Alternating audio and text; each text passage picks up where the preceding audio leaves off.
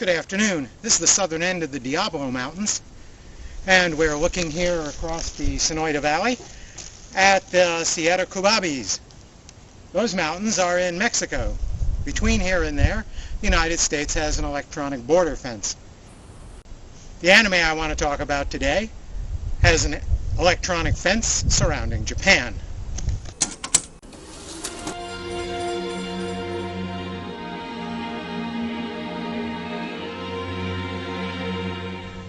Bexiel is a recent sci-fi action anime using 3D computer animation. It's released in North America by Funimation.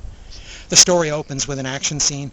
An elite commando squad called Sword, following up on a tip, raids a mansion looking for an international fugitive from Japan, hoping to capture him and the people with whom he's conspiring. One of these commandos is the title character, Bexiel. She's a kick-ass soldier, if a little on the emotional side. Bexiel's commander, Leon, also happens to be Bexiel's lover. The Sword unit wears power suits, drops from helicopters, crashes through windows, and shoots the crap out of anything that gets in its way on the way to its target.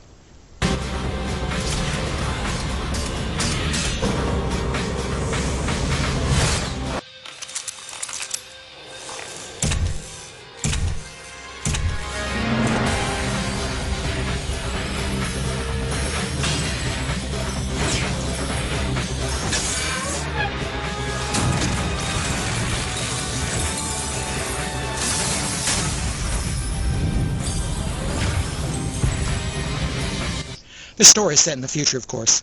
By 2050, the UN had created treaties governing the use of robotic and android technology, except for Japan, which was unwilling to forgo such technological development.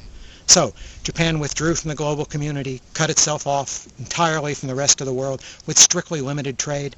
Japan even went so far as to construct an electronic barrier around the entire island that blocked all electronic and visual eavesdropping. Now, it's approximately the year 2077, and not even the best size satellite has penetrated Japan's kimono in 20 years. I'm afraid this is the dark future we've all been fearing. No more anime. It turns out the tip that triggered the opening raid came from someone in Japan called Maria, a name from Leon's past. Bexiel may be more interested in who the heck this Maria person is to be sending messages to her boyfriend than she is in what the message actually was. Based on what Sword learns in that raid, they decide it's high time the world had a look inside Japan again, and they dispatch a small Sword team to infiltrate the isolated and secretive nation. Naturally, Leon's going to lead this reconnaissance team, and Bexiel will be part of it. Just as surely, not everything about this mission is going to go as planned. What they find inside Japan is really eye-poppingly unexpected. We'll get to meet the mysterious Maria, a woman from Leon's past. Perhaps surprisingly, the uneasy relationship between Maria and Bexiel will turn out to be the most interesting character interaction of the story.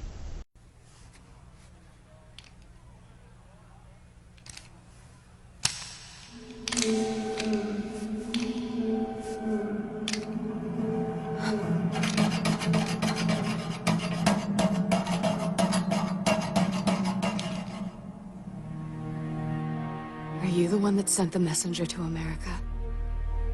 Okay, it's pretty clear that what this movie really wants to be is Appleseed. I suppose that's why they wrote, from the creators of Appleseed in big covers on the box cover. They didn't mean Shiro, but they do mean to emulate him. Change the name of Sword to ESWAT and replace the UN with Olympus and Japan with any of Shiro's other nation states.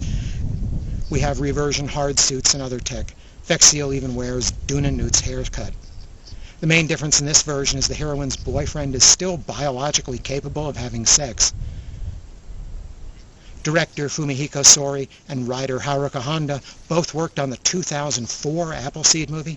Maybe this is what they had in mind for an Appleseed movie before John Woo and Warner Brothers got involved with Ex Machina.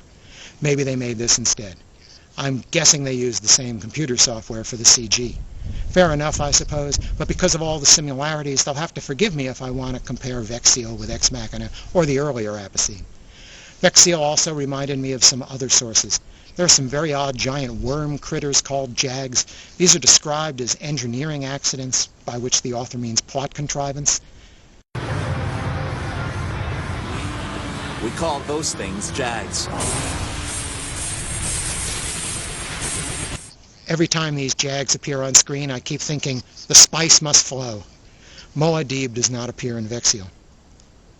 Closer to the end, Maria gives an inspirational speech to her little band, and I swear it comes from Braveheart.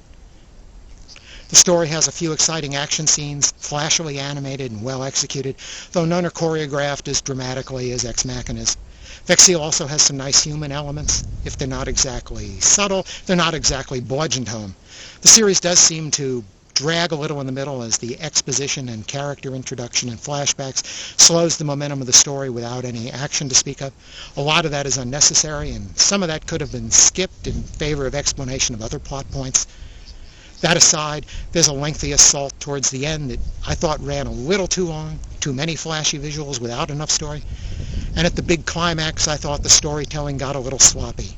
Too many people survive the unsurvivable, and everything, not just one thing, but half a dozen different things, show up exactly on cue.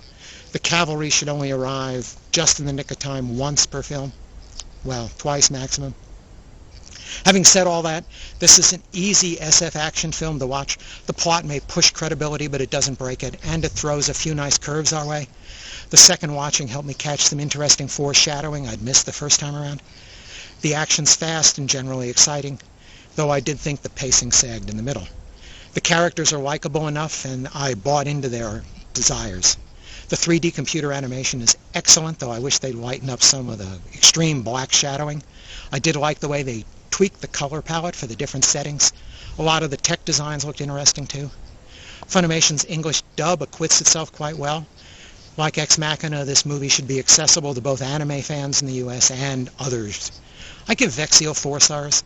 I don't know if it's going to wear well, but it's an entertaining action enough yarn to merit a couple of hours watching it once or maybe twice. Funimation's DVD has absolutely no extras unless you consider ads you can't skip at the beginning an extra. So, I suppose that means they'll issue a special edition in another 6 months. Thanks for listening.